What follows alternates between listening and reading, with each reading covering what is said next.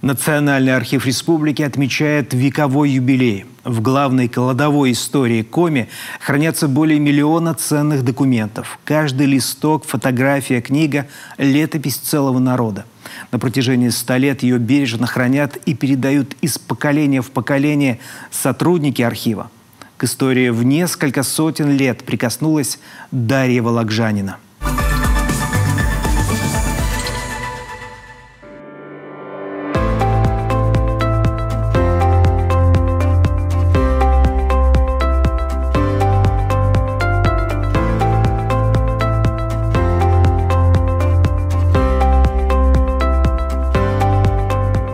История архивного отдела Коми-края уходит корнями в середину XIX века. Но первая архивная структура появилась только в 20-е годы прошлого столетия. Возглавил ее Андрей Андреевич Цембер. Это было 23 октября 1922 года, ровно 100 лет назад. При Цембере были описаны тысячи документов, дела приводились в порядок и занимали свое законное место на полках тогда еще совсем небольшого хранилища. Тяжело ему было, но мы, музейщики, архивисты и библиотекари, благодарим его за то, что в свое время он много сделал для создания архивной отрасли. Почему музейщики и библиотекари? Потому что он также является прародителем и для этих учреждений. Представляете себе, значит, он в лютые морозы на подводах, на лошадях подвозил документы, да, и отсюда начинается возрождение архива. Архив – это не тонны бумаг, лежащих мертвым грузом на полках. Архив – это наша с вами история, которую ежегодно хранители и исследователи по крупицам восстанавливают. В Национальном архиве Коми 5214 фондов дореволюционного и советского периода. Отдел более миллиона. Все они занимают 18 тысяч квадратных метров архивных полок. Здесь совершенно эксклюзивные документы, некоторым по несколько сотен лет. Также интересная память, касающаяся церковных колоколов. Понимаете? Это 1634 год. Эксклюзивные документы. По изъятию четверти колоколов для того, чтобы переплавлять их в пушки. Так? Вот. И они сохранились. Естественно, что в настоящее время эти документы оцифрованы, а сами документы находятся на сейфовом хранении. Многие документы хранятся здесь в единственном экземпляре, особенно личные. По некоторым из них можно восстановить и биографию человека. Это стеллаж с документами основоположника коми-литературы Ивана Алексеевича Куратова. Документы особо ценные. Здесь хранятся его рукописи. Например, его грамматика, отрицательный глагол. А здесь его стихотворение, одно из известных «Мена Муза». Особым спросом последние 20 лет, отмечают хранители, пользуются метрические книги, исповедные ведомости, ревизские сказки и материалы переписи населения.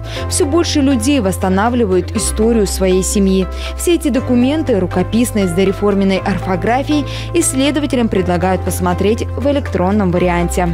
Документы, которые связаны с историей генеалогии, у нас сканируются и передаются исследованию только в электронном виде. Сейчас можно говорить о том, что буквально 4-5 тысяч дел из данного комплекса уже отсканированы. И что интересно, что практически любой исследователь, придя в читальный зал и оформившись там, в течение буквально нескольких минут может получить необходимые ему документы в электронном виде. Любовь Николаевна изучает историю своего рода уже 3 года. Родилась и живет в Омской области. В Сыктывкар приезжает в 3-й раз, специально в Национальный архив республики. Ее предки – выходцы из Коми, из Помознинского куста и Вишерской волости. Волею судеб они попали в Сибирь в конце XIX века. Я записываю полностью. Вот я сейчас смотрела, сначала начала по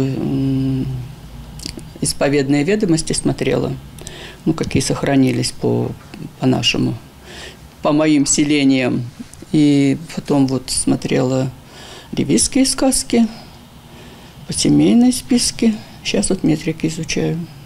Я думаю, пока достаточно у меня материала много. Я одну вот потолще этой тетради уже заполнила. записала. Потом буду все это в цифру переводить. Таких личных историй здесь тысячи. Сохранить наследие времен и народов необходимо. Поэтому противопожарный режим здесь главный. Национальный архив Республики Коми оснащен специальным оборудованием пожаротушения. Так называемую умную систему, которая способна отреагировать даже на малейшее задымление, здесь установили в 2006 году. Здесь находится, обратите внимание, под большим напором вода. А на потолке по всему периметру в архивах хранилищ, в том числе и этого 7-го хранилища, где мы сейчас находимся, проходят тоненькие трубки. В случае самого ничтожного, самого минимального задымления, значит, автоматика, которая здесь расположена, обратите внимание, она срабатывает, и через трубки, в которых есть маленькие дырочки, начинает капельным способом выбрызгиваться вода. В этом юбилейном году в архиве проходит масштабный ремонт. Идет модернизация системы пожаротушения, ремонт крыши и хранилища. Но все-таки главным подарком к столетию стал выпуск сборника документов журнала заседания Уссысольской городской думы. Журналами в начале 20 века назывались «Протоколы». В этом издании летопись Уссысольска. Месяц за месяцем, год за годом здесь можно проследить жизнь маленького северного уездного города. Очень важным дополнением к сборнику документов является карта дореволюционного Уссысольска с обозначением основных объектов, которые встречаются в нашем издании.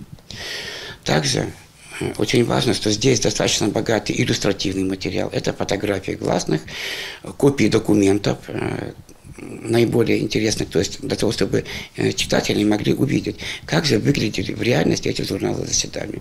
Многие документы, которые хранятся в нацархиве, входят в состав историко-культурного достояния Республики Коми и составляют часть архивного фонда Российской Федерации.